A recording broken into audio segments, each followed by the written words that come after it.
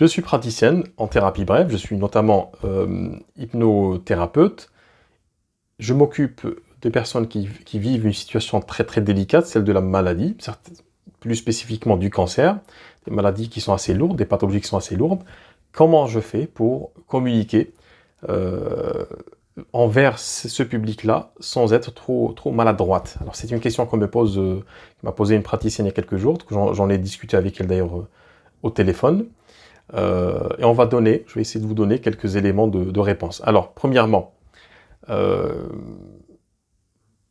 ce soit un trouble grave, c'est-à-dire une maladie grave que vous avez cette charge seulement d'accompagner, alors pas au niveau médical, pas sur le plan médical, mais sur le plan émotionnel, sur le plan de la gestion de la douleur, du ressenti de la gestion de la douleur, de la gestion aussi des traitements, psychologiquement, comment faire pour mieux supporter certains traitements. Là, on parle de cancer, donc c'est des affections et des infections qui sont assez lourdes, donc chimiothérapie, parfois radiothérapie, parfois un mix entre les deux, donc c'est des traitements qui sont assez lourds, qui ont des conséquences dans la vie de la personne.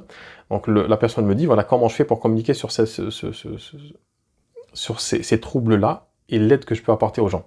Alors première chose, c'est que très très souvent, quand on se dirige vers ces spécialisations, c'est qu'on a soi-même vécu cette maladie, ce qui est le cas pour cette personne-là. Donc ça reste assez étrange qu'une personne me pose cette question, alors que elle a vécu cette chose-là, donc elle peut en parler, elle est beaucoup plus légitime à en parler. Ça ne veut pas dire que les personnes qui n'ont pas vécu ces maladies-là ne peuvent pas en parler, mais cette personne l'ayant vécu, elle est vraiment, de manière tout à fait simple à comprendre, légitime à en parler. Donc premier conseil que je donne à cette personne, cette praticienne, et puis à tous les autres praticiens qui s'adressent à des personnes qui ont des pathologies qui sont assez lourdes, ou des problématiques assez lourdes, assez conséquentes. N'essayez pas de devenir quelqu'un d'autre, n'essayez pas de prendre la place du médecin. Vous avez vécu cette expérience-là, donc vous êtes légitime à en parler. Vous avez même beaucoup plus de légitimité que d'autres personnes, parce que même au niveau de votre langage, vous pouvez utiliser un langage qui peut paraître un peu cru, parfois un peu avancé, en fait, on va dire. Pourquoi? Parce que vous avez vécu ça. Personne ne vous dira, vous parlez de cette manière-là, parce que vous n'avez pas vécu. Si vous avez vécu ça, si moi j'ai vécu ça, je peux me permettre de dire certaines choses. Ça, c'est mon premier conseil. Le deuxième conseil, c'est que concentrez-vous plutôt sur ce que vous pouvez apporter aux personnes. Les personnes qui souffrent notamment de cancer, c'est des personnes qui sont comme tout le monde. D'ailleurs, l'aventure, entre guillemets, du cancer, ce cheminement de cette maladie-là, est assez spécifique. Les gens, quand ils ont cette maladie-là, d'ailleurs, il y a énormément de choses qui sont dites sur cette maladie. Rien que le fait d'évoquer ce nom-là peut faire tressaillir beaucoup de personnes. Donc le fait d'être cancéreux, de porter cette maladie, vous fait vivre dans une angoisse continuelle, sans arrêt. Donc cette personne a vécu cette expérience-là pendant 2 ans. Donc pendant 2 ans, dit comme ça a l'air rapide, mais 2 ans, c'est chaque seconde une souffrance, des doutes, en fait, et on est toujours tiraillé, quand on a ces pathologies-là, entre le désespoir le plus complet, et puis là, un espoir débordant. Donc on passe d'un état à un autre. On est parfois très très découragé, mais parfois on ne se résigne pas finalement à laisser tomber, donc on va se battre dans une logique de combat, finalement de la vie contre la mort, parce qu'on aborde cette maladie avec une échéance qui nous fait très très peur. Hein.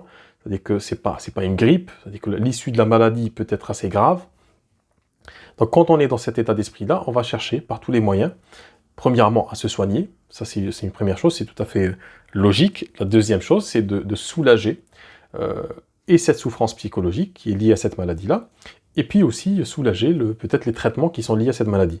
Donc quand on est dans cette optique-là, dans cette posture-là plutôt, on attend d'un praticien, on n'attend pas franchement d'un praticien qui soit un médecin, un praticien bien-être qui soit, par exemple, l'hypnothérapie, on n'attend pas qu'elle nous apporte une solution médicale à notre infection, mais on attend plutôt quelque chose, une démarche qui va nous aider, premièrement, à mieux peut-être gérer la douleur, mieux gérer la souffrance, mieux gérer les traitements, mais surtout à se projeter au-delà de ce cancer-là, parce que heureusement, grâce à Dieu, ces infections sont de plus en plus soignées. Le taux de létalité baisse d'année en année, grâce au développement de nouvelles techniques médicales.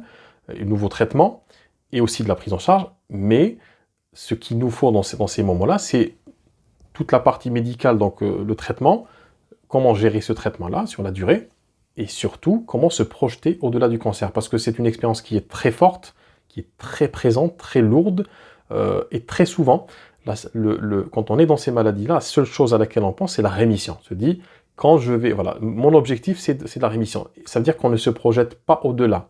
Et le travail, entre autres choses, d'un praticien, notamment c'est ce que m'expliquait cette praticienne en hypnose, c'est que son travail consiste à non seulement aider la personne dans ces difficultés-là, c'est-à-dire comment mieux supporter la douleur, comment mieux accepter la maladie pour mieux la combattre, etc. Et puis aussi comment se projeter, comment se préparer pour l'après-maladie, et c'est quelque chose qui n'est pas très bien anticipé aujourd'hui. Donc le fait d'aider cette personne-là pour qu'elle puisse déjà se projeter au-delà de cette maladie-là, notamment en utilisant certaines techniques de visualisation créatrice, elle va l'aider à mieux amorcer sa vie après, plus tard, et on n'en sort jamais indemne de ces maladies-là, et on peut en faire aussi des forces. Une force, c'est une forme de, quand on a une rémission de ces maladies-là, c'est une forme de résurrection. Donc on ne revient pas à la vie comme avant, on revient beaucoup plus fort, avec beaucoup plus d'expérience, avec beaucoup plus de sens à notre vie. Et toute cette posture-là, toutes ces souffrances-là, tout ce cheminement-là a besoin d'une personne compétente pour vous accompagner si vous avez ce trouble-là, ou ces affections. Donc ça, c'est quand on a compris ça, on comprend que pour parler à des gens qui ont ces troubles et ces maladies, on n'a pas besoin de parler avec un langage savant, il faut parler simplement de cette expérience-là, aborder ces questions avec douceur, avec bienveillance, mais les aborder quand même, c'est-à-dire que éviter la novlangue, éviter aussi le discours un peu trop lisse, pour pas choquer les gens. Donc il n'y a rien de plus choquant que d'avoir un cancer, donc vous savez que tout ce qui vient en dessous, c'est beaucoup moins choquant, hein. Donc quand on a cette maladie-là, qu'on a vécu cette... Moi je peux en parler parce que j'ai vécu ça dans ma famille, j'ai une tante qui a eu ça, c'est quelque chose qui est atroce à vivre, et ces personnes-là qui ont vécu ça ont besoin d'être épaulées par... notamment des praticiens, par l'entourage bien entendu, mais aussi par des praticiens qui ont un langage franc, direct et bienveillant. Donc n'ayez pas crainte de discuter de ces choses-là, notamment en ligne. Il n'y a pas de problématique là-dessus, parce que c'est votre métier. Donc prenez votre... voilà, occupez l'espace que vous devez occuper. Ça, c'est une chose. La dernière chose que je voulais aussi préciser, c'est que quand vous vous adressez donc à ces personnes qui ont ces troubles graves, évitez d'être générique, dans le sens où vous vous adressez à des personnes qui sont très différentes. Donc ces maladies-là sont vécues de manière très différente c'est-à-dire par toutes les personnes qui l'ont. On ne vit pas telle ou telle maladie de la même façon. Le contexte familial est différent, le corps est différent, la réaction du corps est différente, la réaction au traitement est différente, le moral est différent. On n'a pas tous les mêmes facultés de résilience. Et puis surtout, on n'est pas dans les mêmes stades de développement de cette maladie, parce que ces maladies-là ont un cycle. Donc vous adressez aux cancéreux, entre guillemets, ou des personnes qui ont des infections graves, ou des maladies, ou des troubles, même ça peut être aussi des troubles graves, qui ne sont pas forcément d'ordre physique, vous adressez à ces personnes-là comme si vous parliez à un seul bloc, avec un seul profil de personnes. C'est quelque chose qui est complètement impertinent, donc votre message sera complètement lisse, complètement impertinent, donc ça accroche pas. Donc pour y arriver, c'est quoi? Il